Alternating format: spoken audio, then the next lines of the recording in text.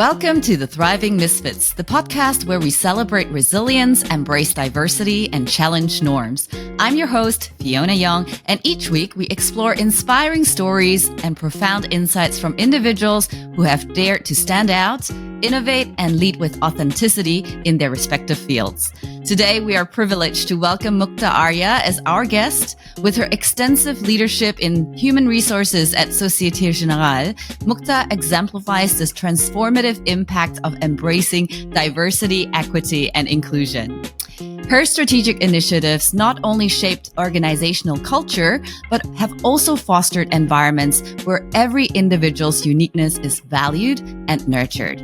So join us as Mukta shares her journey, insights, and strategies for cultivating inclusive workplaces that empower individuals to thrive as their authentic selves. So discover how embracing our differences can drive innovation, collaboration, and ultimately organizational success. So welcome to the show, Mukta.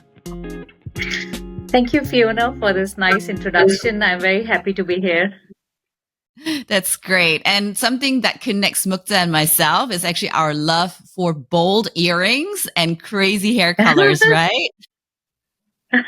Yes, that's true. I do love. Today I'm a little bit more subtle with pearls, but yes, big earrings, color for hair. Yes, this is what drives me. And Fiona, you too. Yes. All right, Mukta. So let's make sure that the audience get to know you a little bit better. So starting your career in advertising, it must have been such a creative journey. And now you're in HR. So can you share a memorable and perhaps also very funny moment from those early days that shaped your approach to HR? I actually did not start in advertising. It was one of the industry that I joined. With starting, I have a science background with life sciences and biotech. My third job was in advertising, which basically I joined on a whim because advertising is all over newspapers and TV, and I was quite interested. When I was there, I had different kind of hair colors because it was accepted. I was very colorful in terms of what I wore. And I remember when I went for an interview to Société Générale in India after when I was working in Ogilvy and I was looking for opportunities, one of the comment that I got from the interviewers was that, oh, your hair color is not very banking like because I had some patches of orange because I was trying to innovate with my hair color. And I was a bit taken aback because in Ogilvy and Mather, which was the advertising company I worked in, people were more, I think they were more accepting of who you are, what you like to do.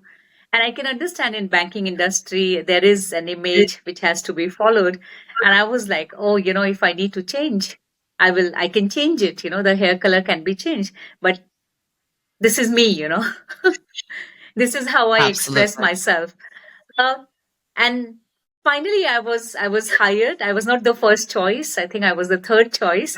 I was hired, and I did tone down, but I didn't change the way I dress up or I wear earrings. And even the colors have gone a little bit subtle, but not completely out. So for me, I do feel that in an organization, you do need to be genuine to who you are. Of course, we need to adjust a bit depending on the profession we are in, but you don't have to lose yourself. You need to be authentic to yourself.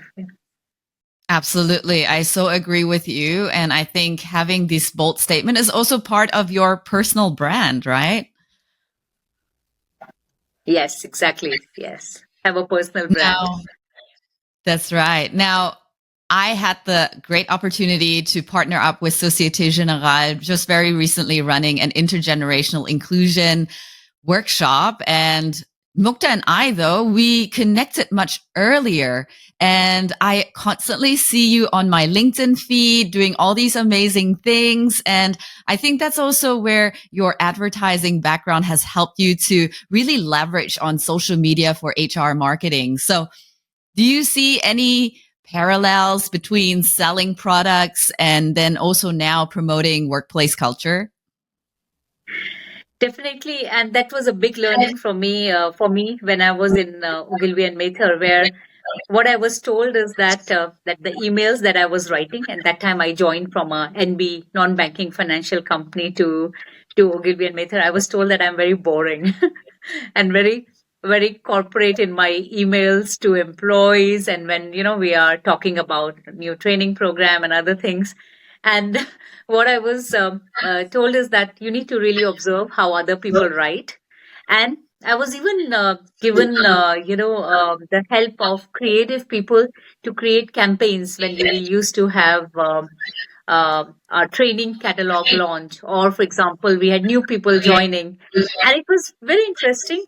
What I learned was that you have to you have to market, whether it's an internal thing or an external thing, because if people don't see it, they're not going to understand and they're not going to buy it. In that sense, the other learning was on insights, consumer insights, because as an advertising firm, we used to have a lot of training programs on insights, and I was quite fascinated by it because it delves into psychology of people, and it's what we are doing in human resources, and how you understand your consumers better to create a product which they like and which they will be loyal to. It's exactly the same. The programs that we do, the kind of offers that we have, initiatives that we have, it's exactly the same. So for me, I Mm. see it's really a very good example of how we can treat employees like we treat customers. So it's for me, it's the parallel is definitely there. Yeah. Absolutely. And now also with the younger generation, with the Gen Z and the young millennials, they're all about social media. And I think this is also a huge part of employer branding that you're doing, right? Showcasing all the great stuff that's happening in Société Générale to attract young talents. So have you seen some sort of success with your social media posts recently? So for me, we have, by the way, 51% millennial in our workforce at this point of time in Asia Pacific. Um, I do feel that, of course, even it doesn't mean that everybody in that generation would love social media. So there's still a mix of people who are very private. What I see is that when we have these postings, and I frankly genuinely believe that because we have done this work, which is authentic, we should share it with the world. Maybe it can help other people. So for me, that's the first thing. The second is I do see when I go out and I have people I've met after a long time, and they'll say that, like that but I feel as if I have known Societe Generale for a long time, or what you are doing in Mm. Societe Generale for a long time, because they see it. I think one of the very strange one was I was in India for a business trip, and I was standing in front of the building waiting for the car to pick me up, and suddenly I see one of my ex colleague from long time ago, and he was in the same building in a different company, and he recognized me because he has been following me on LinkedIn, and I do post Yes. pictures of myself, so he knew how I Fantastic. looked, at present. And it was really good because we caught up after, like, I mean, we met after 10 years, then we met and we spoke, and it was really good because people know what you are doing, and we are, even though we don't meet physically, we are still in touch.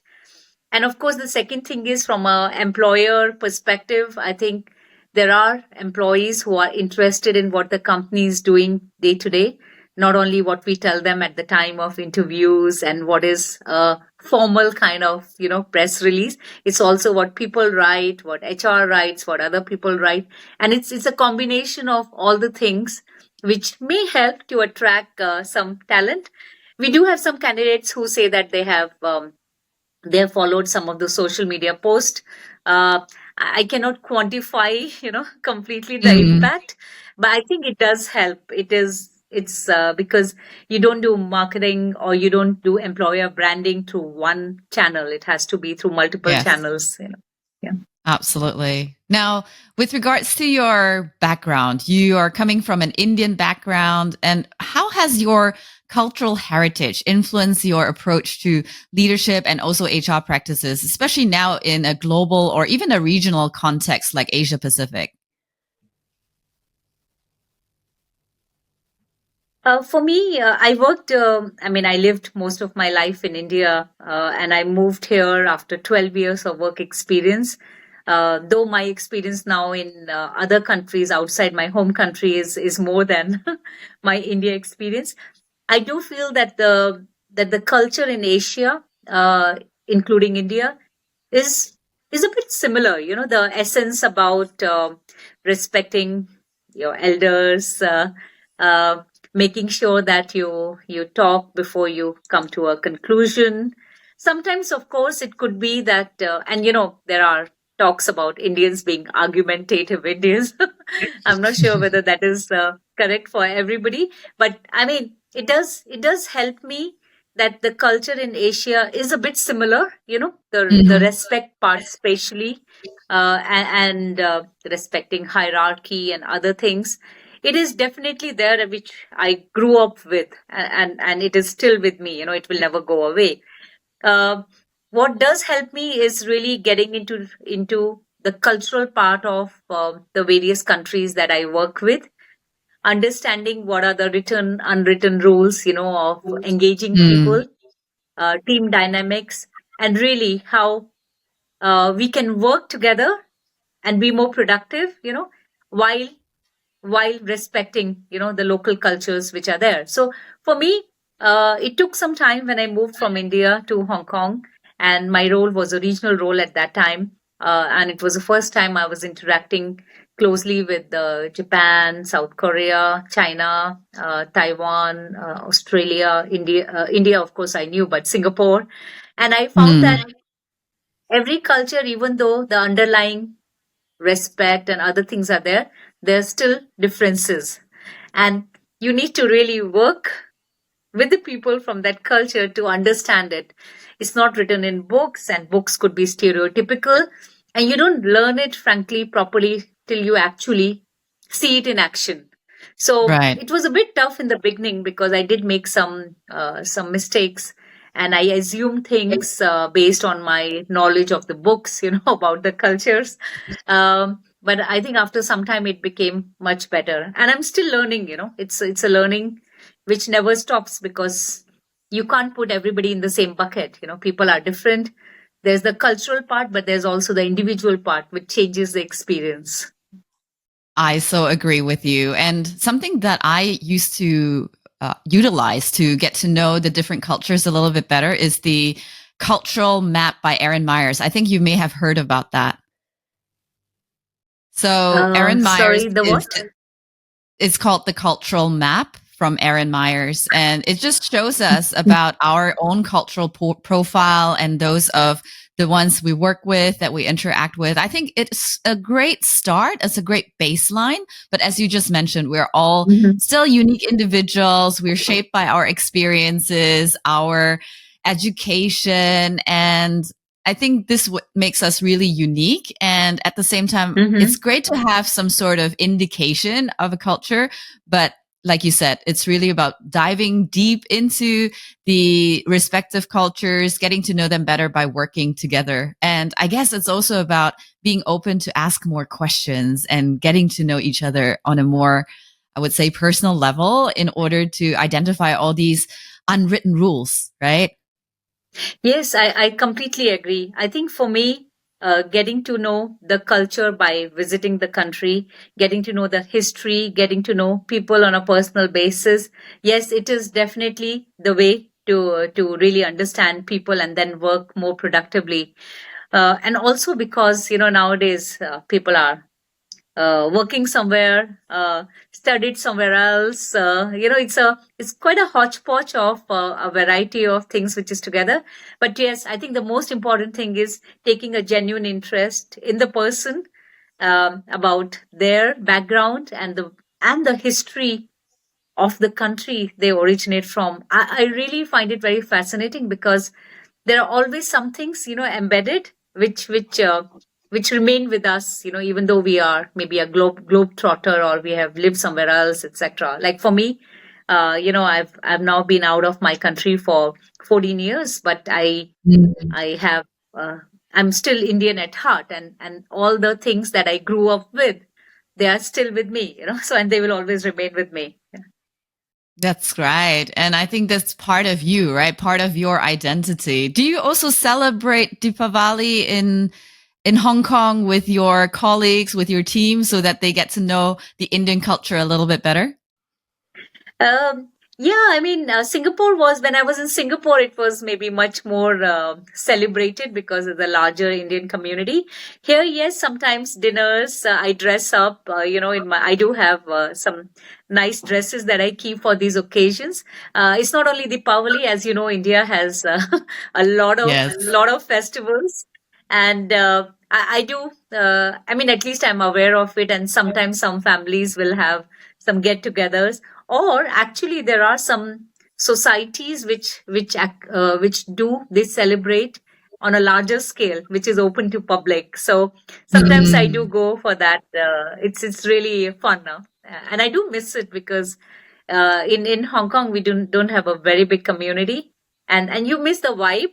But sometimes, mm. because India is not that far away, so I go back during these festivals, and I can feel the Yeah. buzz. Yeah. All right. Now you have been working in so many geographic locations. You've come Yeah. across so many different cultures. Has there been a funny mishap or a funny occasion that just shows you're from a different culture? And I just wanted to share my personal experience because when I moved to Hong Kong 14 years ago in 2010, I actually moved from Germany, and my Cantonese is just really of a standard of a kindergartner. And so when I went to one of the supermarkets to get myself lunch, I ordered sushi. I actually asked the cashier for chopsticks in Cantonese. I tried my best. Uh-huh. But because, Cantonese has 9 tones, I didn't catch Yes. that tone right. And she gave me a piece of paper. So for those of you who understand Cantonese, you can try to kind of like identify what I said. So instead of saying one pair of chopsticks, they heard, give me a piece of paper. So has that similar thing also happened to you? Have you encountered such funny mishaps over the couple of years where you're traveling, where you're working in different geographic locations? Yeah. Yeah, actually, it happened in Singapore. I was 4 years. I lived in Singapore, and I was very taken by Singlish. The language, which is the local one. And I was reading, and at that time there was a new book which had come out called Sarong Party Girl or something similar. By a Singaporean author, and it was completely Singlish. So I read it because I wanted to get into the culture, understand better. It was quite fun. And there was one word which kept on repeating. And I was telling my Singaporean colleagues that, oh, I read this book, and, there was this word which I really loved because it sounded pretty good. So I'm not going to use it here because, and they burst out laughing, and they were like, oh my God, you're not telling this to everybody that you meet, because it was actually a swear word in Singapore, which is not Oh, very, it's quite a derogatory kind of word. And it was in that book because I think the book was Singlish and it was more like a fun kind of a book. And I was, and I think I did use it in front of our employee because I was trying to show her how well I know Singlish. And I still remember that, better to ask somebody who is in the know before you use it widely. So yeah, that yeah. was quite funny for me as an experience. I still remember the word, but I can't use it here. All right. You'll tell that to me in private. All right. Now, you as a leader in HR, you're the human resource chief officer in Société Générale. So you've likely encountered diverse individuals with also very much Mhm. unconventional backgrounds. So what qualities or experiences do you particularly look for when you're hiring or even mentoring misfits who bring fresh perspectives at the table? So how can organizations better support and harness the potential of these individuals? Personally, I do think that diversity, DEI, and as you mentioned, it's not only the ones that we see, the buckets that we see. It's also the thought. It's also the schools. It could be, yeah, just a different way of looking at things. Um, I think for me, I do look at it when I'm interviewing, because sometimes in banking we are used to hiring the plug and play, the right fit people from banking backgrounds, could also be sometimes banking background in a French bank, those kind of things, that, it will fit our culture. I do believe that the diversity uh, of thoughts, diversity of different perspectives, it does help us to grow. And I do look for it when I'm hiring, at least for my team, from we have hired people from different industries. Um, in some of the other in some of the other departments, it has been a little bit more difficult, mainly because of the technical knowledge that is required. But wherever possible, I do know that our managers and myself, I think we do look at if the person can bring a different value, value in the sense that value to the organization, not in terms of values and culture, which I think we do look for a fit. However, I do feel that if we have somebody who is a disruptor in a constructive way, it can really help us to grow faster. I have hired some people who are from different industries. It has not worked all the time. Let me be very frank about it, because to have somebody who is from a completely different background and perspective, you also need a lot of acceptability, a lot of maybe people who are willing to take the challenge, willing to Mm, have some sort of discomfort, before the change yes. happens. So I think it happens in pockets. I do see that we have many managers who are open to it, but we also have some who are not open to it. So it's a mix for us. For me, yes, I have tried. I have failed miserably in, I think I would say, two or three of my decisions, but I've also succeeded in, maybe I would say, five or six of them. So I'm Right. quite positive about trying different things. If we don't Hmm. try, we will never know what is there out for us, So yeah, we need to try. Absolutely. Absolutely. And we always hear about that terminology, hiring for cultural fit, right? You mentioned that as well. I think these days organizations, they need to be courageous, and especially leaders need to be courageous to hire for cultural add. Because otherwise, if you're only hiring for cultural fit, everyone is basically the same, right? Maybe not in terms of appearance, but as you mentioned, in terms of their thoughts, their opinions, their ideas. So I Mm. think this is now the time for hiring managers, HR, organizations in general to have that courage to hire for cultural add. Yes, exactly. And of course it is situational. I would like to add that maybe for some situation you would want to have maybe a cultural fit because you want to maintain status quo. But then there are certain areas where you want to make some changes, and for me that's the best way. And also, when you have Mm, people with different views, it adds value, it adds a lot of excitement, Otherwise, yes. life will be too boring. Yeah. So you have So to have a mix which is quite calculating. Yeah. yeah, yeah. I guess it's the balance, right? The power of balance. Now, as Yes. someone Yes. who That's values, you value personal expression through your style, right? We both know that. I definitely resonate with that. What kind of advice would you give to especially young professionals who want to also incorporate their unique identity, whether it's different hair colors or maybe the style of their clothes or even tattoos, right? How can they incorporate their unique identity into their professional persona without compromising on professionalism? What is that advice that you could give these individuals? So, Fiona, for me, again, as you mentioned earlier, it's a balance, So, we need to have, of course, our authentic self, and I think we really should not lose it. That I completely agree. And I think most of the time, as individuals, we also choose professions which are, in line with our personal like dislike. Um, in a profession like banking, we do have certain we have to project a certain image, which I completely agree, because it's a business where we are managing money, for corporates and for people.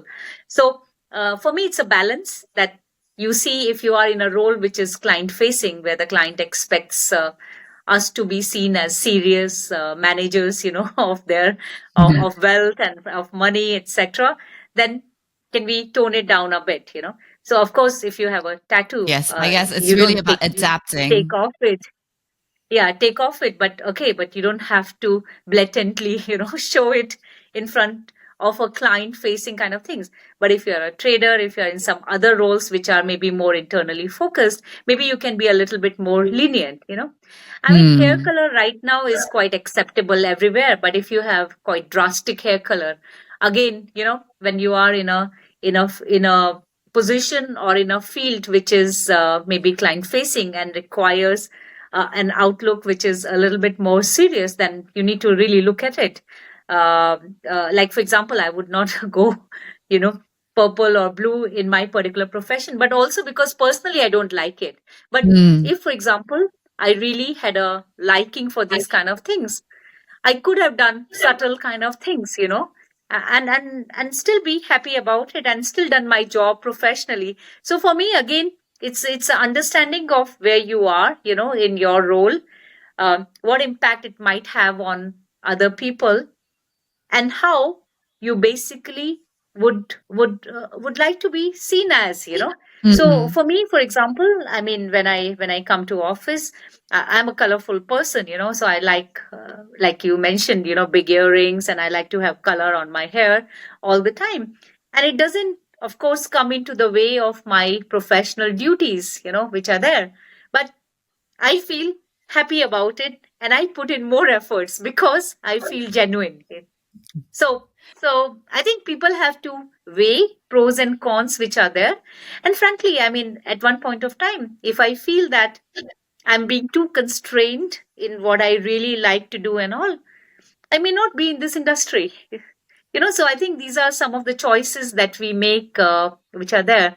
And we need to be mindful, but we also need to be genuine about ourselves. That's what I think is a fine balance. Yeah. I agree. It's really adapting our style also to the audience, to the people we're working with, but at the same time, not Yeah. feeling like we're fake, right? Exactly. Yeah. Yeah. So Okay. it's a question of, really assessing, like we are saying, assessing um what do we want to be seen as? Is it really in line with our beliefs, values, and all those kind of things? Because sometimes, of course, superficial, what we do about hair color, etc., is maybe more superficial in terms of what we think. But sometimes it could also be the thoughts that we have. Are we able to express ourselves in an organization? Is it acceptable when you have a conflicting point of view? So it's all kind of things that we need to look at in terms of being genuine and authentic. Yeah. Great. So thank you so much, Mukta, for joining us today. And thank you to all the listeners and viewers for joining us on this insightful journey with Mukta, where we explored her remarkable career from advertising to becoming a visionary Thank you, Fiona. CHRO at Société Générale. So Mukta's story reminds us of the power of embracing uniqueness and staying true to ourselves in navigating diverse career paths. Her commitment to inclusive leadership and innovative HR practices serves as an inspiration for us all as misfits and looking to carve their own paths in the corporate world. So if you enjoyed today's episode with Mukta and have found her insights inspiring, don't forget to subscribe to the Thriving Misfits podcast. Right now, we're on Spotify, YouTube, and Apple Podcasts. Your support really helps us bring you more stories of individuals who defy norms and thrive uniquely in their fields. We'd love to hear your thoughts, so please make sure you leave a review on your most favorite podcast platform. Thank you for tuning in, and remember, embrace your uniqueness and keep on thriving.